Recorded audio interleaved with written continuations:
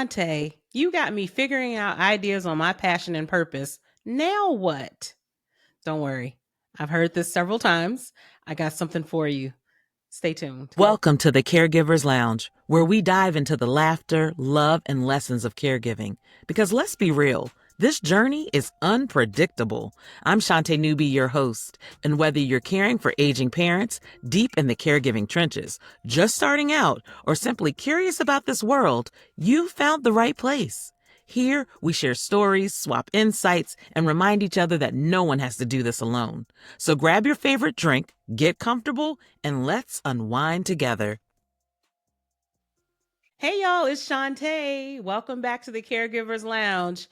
I just have to tell you, your girl was down for the count for the past few days, so everything has been off schedule, including doing this episode.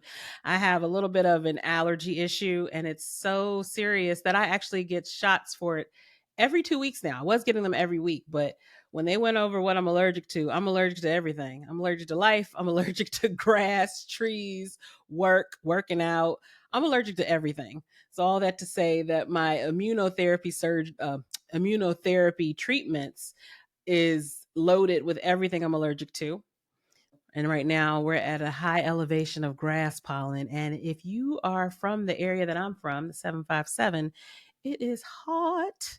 So everything's been cooking. What do they say now? Let it cook. It's been cooking outside. But enough about me. I'm here. I'm going to deliver what I said I was going to deliver. So last time we talked, actually a couple episodes ago, we went over different questions to help you figure out your passion and figure out your purpose or one of your purposes, because you have multiple, I do believe. And today we're going to dig into that moment. Now that you've figured out some things you're interested in, some things that lit that quiet flame for you, that lit that spark for you, what next? Because it can be overwhelming. And I'm speaking from experience. I've gotten ideas and I'm like, okay, I'm excited about it. It sounds great. But now what?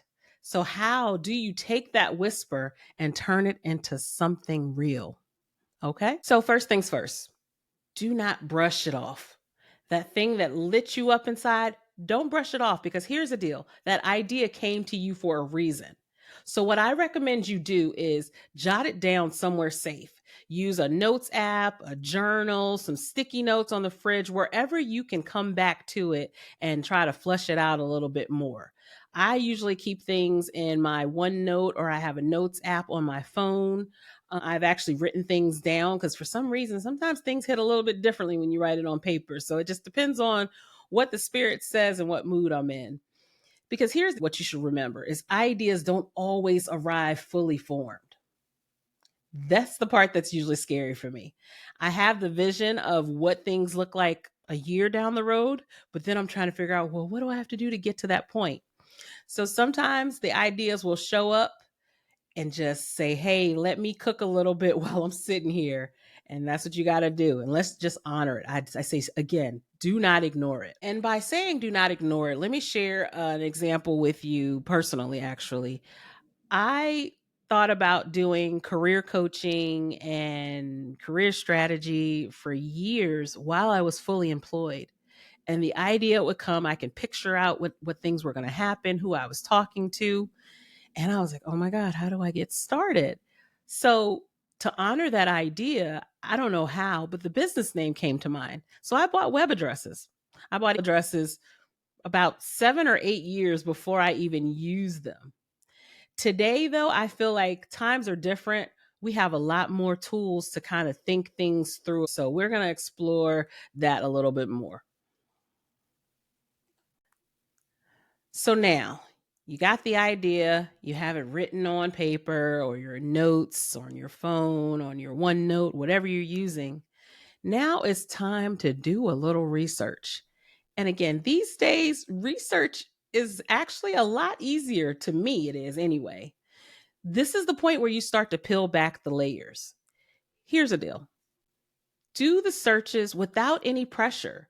Type in some keywords, see what shows up. If there's some articles, some videos, or maybe even people doing that thing that you said you're passionate about. And one thing to remember is don't worry about reinventing the wheel yet. Just see if it even exists. How cool would it be to come up with an idea that's not even out there, right? That's pretty exciting. But again, don't worry about if the wheel exists, because maybe you can make a better wheel. Because this is the point where usually a person will think, and I've done it too, there's too many of this thing out there already. There's a huge presence of this already. And yes, that may be true, but it doesn't mean that there isn't room for your offering. My sister always reminds me of something one of her mentors or her colleagues says to her when things like that come to her mind. She'll list out the convenience stores. And literally, without even any context, she just starts counting. She's like, Wawa, 7-Eleven, Royal Farm, Sheets. And she just goes on and on. And you're like, huh. But I do know in my town, there was a time where the only convenience store seemed to be 7-Eleven, and then it would be some sort of one off shoots of Quick Stop, or maybe there were other stores, Tiny Giant. I think I was just too young to pay attention, but it always seemed like it was just 7-Eleven. But the whole point is there's room for differentiation, there's room for you and your idea. All right. So the beauty of this is I can pause so you don't have to hear me coughing and hacking up a lung. So let's keep on going. The next thing I recommend that you do is talk it out. Put it out in the world. Say it out loud to someone you trust, or whisper it to your dog. I talk to Bentley all the time. If that's something you're interested in doing, talk it out to someone you trust, someone that you can bounce the idea off to, and they won't tell you it's a dumb idea immediately until they listen to it all the way through. Or, they are very supportive and they're into seeing you do big things. Conversations bring clarity. Okay. Find someone who won't shoot it down, and they'll just sit with you and reflect with you. And they may even ask you questions. An extra thing you could do is do voice memos to yourself. You're the best audience and critic rolled into one.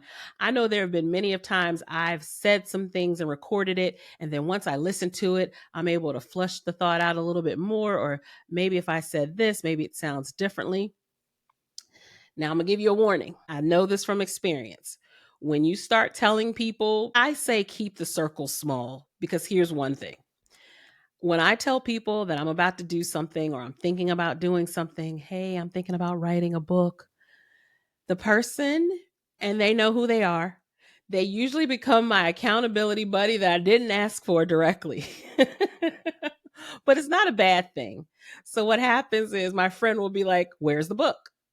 And I'm like, "Hey, good morning. Where's the book? How's the book going?" And so it was really interesting to every time she would greet me, she would check in on the status of my book writing.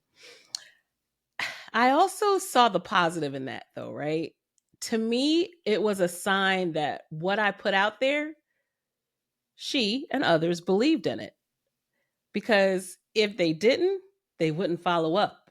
So while that accountability buddy may feel annoying a little bit, they're doing it for a reason. They see something too.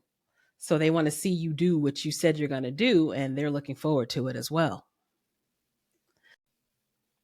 All right. So now let's start by asking some micro questions. You know the old school way of things. What's the 5-year plan? Don't worry about the 5-year plan for now.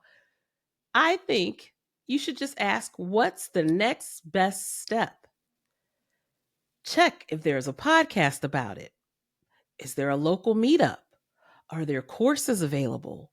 Is there somebody that you could send a private message to and ask, hey, how did you get started? That's definitely a great resource. You have a lot of social media resources. And I will tell you this, I've told my clients before, when you meet somebody and they're doing something that you're interested in, they love talking about themselves and how they did it. They will give you mentoring that you didn't even know you could get just by listening to their story and the steps that they took. And just because you heard their story and the steps that they took does not mean that you have to take the exact same steps. It just gives you an inspiration on the path that you may need to take. And big things start with tiny, brave moves. One small step, you never know, that can make a big difference. I feel like now there are so many tools. You can literally ask AI almost anything. You can simply say stuff like, what can you tell me about? And then what's one step I can take to start a business? What's one step I can take to get a job doing? Like you can literally just ask almost anything. I think AI is such a great resource, or the search engines, just to get you started and get you going. Now, finally, you need to trust that nudge that you got. As I stated before, that idea tapped you for a reason. It didn't choose that other person. It didn't choose your sibling. It didn't choose your friend, your colleague. It picked you. So now let's figure out why it picked you. I would suggest just to reduce your stress, just keep following with curiosity, not judgment. And you don't have to commit to forever. You just have to commit to exploring, taking that one step, taking the next step. There's no pressure on the time. It will truly happen when it's supposed to. And this could be a phase of planting and watering seeds.